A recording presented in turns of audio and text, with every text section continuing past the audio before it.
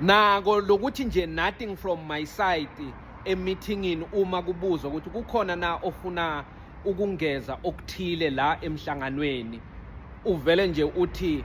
nothing from my side, kuyasiza lokho ukuvikela isithunzi sakho. Ngoba abanye benu uma sibabona, uma kungisisi agcoke i-pencil skirt ne-shirt eli-formally, agcoke ama-high heel, ahamba ephasejini yase-ofisini, agcoke i-lady suit, uma kwi-out agcoke i-two-piece suit noma i-three-piece suit, thina sibona umphathi wethu wakusasa, sibona umuntu ozimisele ngomsebenzi wakhe, yabona. Uma sikubona ungena nebag uvula i-laptop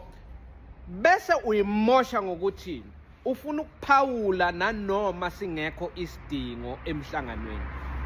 ngoba yilapho la uzi-expose khona ukuthi awulaleli. Uthola umuntu so sekuthiwe ofuna ukubuza okuthile noma kungeza okuthile, so vele uphinde into eshiwo as Sibongile said, like how my supervisor put it earlier on, like it was said by the HR manager, njengoba ashilo uBabdlamini ekuqaleni kwemeeting, awu sesilalela uphinda into esizwile siphinda into esizwile, ngoba awufuni kuphela umhlangano ungakakhulumi, awufuni sihlukane, umuntu aye ofisini lakhe, umuntu avale i-Teams meeting achubeke nelanga lakhe wena ungakakhulumi. Ngila uzi-expose khona, siphume emeetingini sithi ungabona agcoke kahle akuna content.